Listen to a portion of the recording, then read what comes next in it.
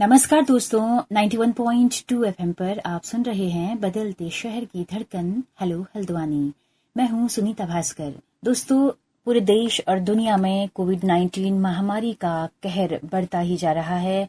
बहुत लंबी प्रक्रिया लॉकडाउन की चल चुकी है। अब कितना लॉकडाउन ये आगे बढ़ेगा कह नहीं सकते हैं। ऐसे में दोस्तों एक बहुत बड़ा संकट ये आ पड़ा है कि स्कूली बच्चों की पढ़ाई का क्या होगा, कॉलेज विश्वविद्यालय के बच्चों का क्या होगा। तो एक राह जो दिखती है, एक रास्ता जो दिखता है वो दिखता है ई लर्निंग की तरफ, वर्चुअल लर्निंग की तरफ, कि कैसे तकनीकी के माध्यम से हम बच्चों तक पहुंच बना सकते हैं। आज ये बहुत ही प्रासंगिक और बहुत ही समसामयिक विषय हो चुका है।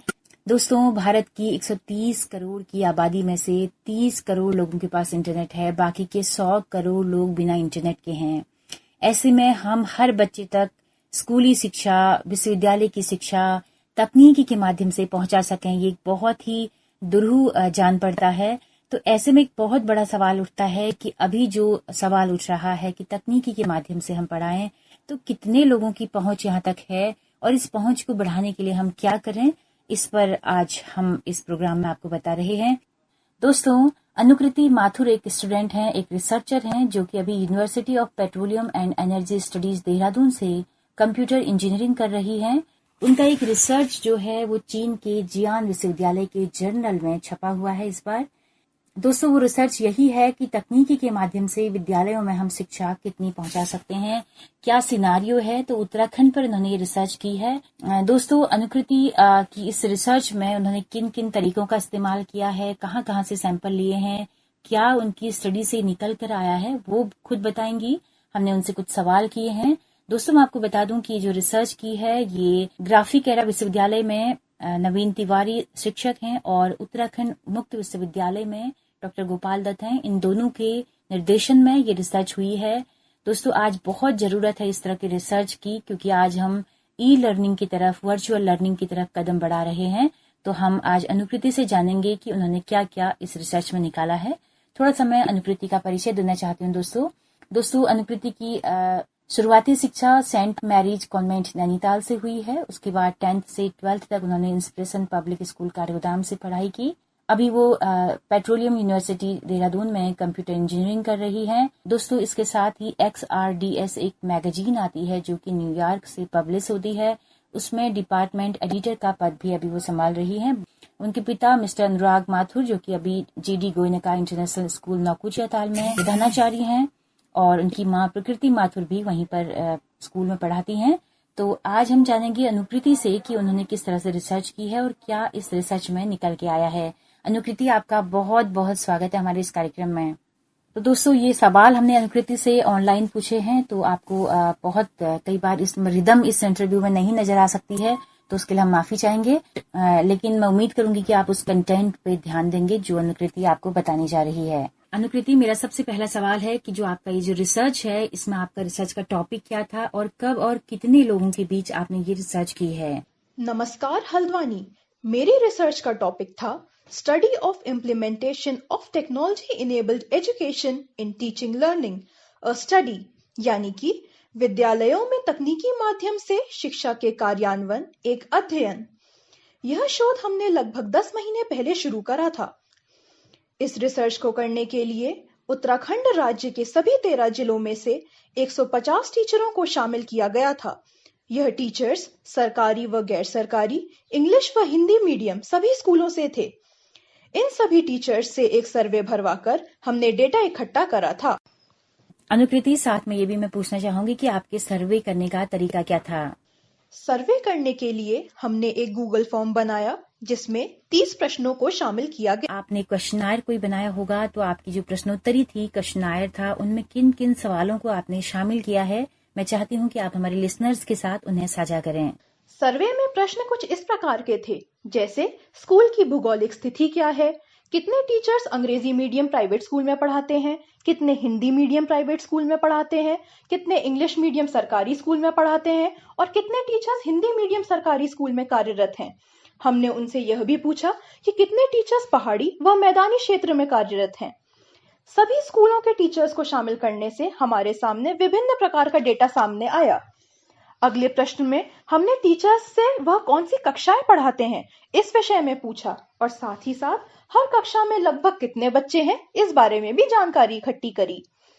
उसके बाद हमने उनसे पूछा कि आपके स्कूल में इंटरनेट से कनेक्टेड लगभग कितनी डिवाइसेस हैं, जैसे computers, laptops, projector screen, interactive white board आदि, और स्कूल में इंटरनेट की स्पीड लगभग कितनी आती है। अगले प्रश्न में हमने टीचर से पूछा कि आपने पिछले 10 सालों में आईसीटी यानी कि इंफॉर्मेशन एंड कम्युनिकेशन टेक्नोलॉजी से संबंधित कितनी वर्कशॉप्स अटेंड करी हैं और यदि करी हैं तो उनसे आपको क्या लाभ हुआ है। फिर हमने टीचर्स से उनके कंप्यूटर न प्रयोग करने का कारण पूछा और उनसे कहा कि आप अपनी कंप्यूटर लिटरेसी को कितना सक्षम मानते हैं। इसी प्रकार के हमने टीचर से लगभग 30 प्रश्न पूछे। अनुकृति, डिजिटलीकरण की जो पूरी मुहिम आज चल रही है वो हमारे पहाड़ों में, हमारे मैदानी जिलों में कितना फुलफिल हो पा रही है, क्या आपकी रिसर्च से निकल कर आया? सरकार द्वारा डिजिटलाइजेशन की मुहिम काफी हद तक सक्षम है, लेकिन इसे 100% सक्षम बनाने के लिए अभी बहुत प्रयास करने पड़ेंगे। शोध में तथा टीचर से फॉर्म भराने के दौरान कुछ बहुत चौंकाने वाले तथ्य भी सामने आए। हल्द्वानी तक के कई टीचरों को आज भी गूगल फॉर्म भरने में कठिनाई आई है। कईयों ने कहा कि उन्हें कंप्यूटर सीखने में दिलचस्पी तो है, परंतु उन्हें पर्याप्त ट्रेनिंग नहीं मिली है। पर कुछ ऐसे भी थे जो आज भी कंप्यूटर सीखने के इच्छुक ही नहीं थे। अनुकृति, आपको क्या लगता है कि ई लर्निंग के रास्ते में सबसे बड़ी बाधा क्या है, सबसे बड़ा ऑब्स्टिकल्स क्या है? सुदूर पर्वतीय क्षेत्रों में खास तौर पर 24 घंटे बिजली न आना, यदि बिजली है तो स्टेबल इंटरनेट कनेक्शन न होना और सबसे ऊपर पर्याप्त रिसोर्सेज न होना ई लर्निंग में सबसे बड़ी बाधाएं हैं। क्या भाषा भी एक बड़ा ऑब्स्टिकल है, एक बड़ी बाधा है? इंटरनेट में हिंदी में बहुत कम जानकारी होना क्या एक रीजन है इसका? जी बिल्कुल, आज भी इंटरनेट पर इंग्लिश के मुकाबले हिंदी में कंटेंट बहुत कम है। पर्वतीय क्षेत्र के लोग इंग्लिश में काम करने में थोड़ा संकोच करते हैं। खास तौर पर हिंदी माध्यम के शिक्षक आज भी इंग्लिश को लेकर थोड़े संकोच में रहते हैं। वह उसमें काम करने में घबराते हैं, जिसे हम अपनी पहाड़ी भाषा में झस्स होना कहते हैं। अनुकृति, हमारे स्टूडेंट्स जो हैं, जो हमारी प्रतियोगी परीक्षाओं की तैयारी करते हैं, उनका डिजिटल तकनीकी से न जुड़ पाने को आप किस रूप में देखती हैं? क्या आपको लगता है कि इनसे उनका करियर में नुकसान होता है? सभी विद्यार्थियों के पास इंटरनेट न होना काफी गंभीर समस्या है। यह एक बहुत बड़ा कारण है जिसकी वजह से देश आज इतने कठिन परिश्रम के बाद भी कई वर्गों में पिछड़ा हुआ है। आज जब कोरोना वायरस की वजह से संपूर्ण विश्व की शिक्षा प्रणाली ऑनलाइन टीचिंग पर निर्भर है, इस दशा में कंप्यूटर और इंटरनेट की जानकारी न होना गंभीर समस्याएं पैदा कर सकती है। मैं तो कहूंगी कि अब सिर्फ कंप्यूटर लिटरेट होने से कुछ नहीं होगा, अब तो कंप्यूटर सेवी होने का जमाना है। अनुकृति, बहुत सी बातें आपने साझा की। अंत में मैं जानना चाहती हूँ कि इस पूरी रिसर्च के बाद आपको क्या समझ में आया? क्या लगता है आपको कहाँ पर दिक्कतें हैं? कैसे ठीक हो सकती हैं दिक्कतें? कैसे हम हर बच्चे को, हर स्कूल को इंटरनेट से जोड़ सकते हैं? आपके हमारी सरकारों के लिए क्या सुझाव हैं? मैं ये अंत में आपसे पूछना चाहूंगी। सरकार की तरफ से तो भरसक प्रयास हो ही रहे हैं। अब हमें खुद आगे आकर नई चीजों को सीखने की कोशिश करनी होगी। यदि कहीं कठिनाई आती है तो उसका मिलकर सामना करना होगा।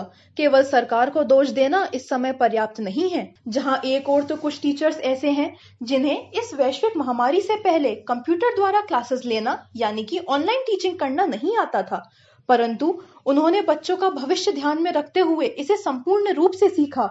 आज वह बिना किसी बाधा के Zoom, Cisco Webex, Google Meet आदि जैसे ऐप यूज कर बच्चों को पढ़ा भी रहे हैं। उन्हें व्हाट्सएप, ईमेल पर होमवर्क भी भेजते हैं जिसे बच्चे पूर्ण कर उन्हें मेल आदि कर देते हैं। पर कुछ टीचर्स ऐसे भी हैं जो सीखना ही नहीं चाहते। उनका मानना है कि खाली एक क्वेश्चन पेपर टाइप करने के लिए कंप्यूटर क्या सीखना, वह तो वो किसी और से भी करा लेंगे। इसलिए मेरा मानना है कि अब हमें इस रवैये को बदलना होगा।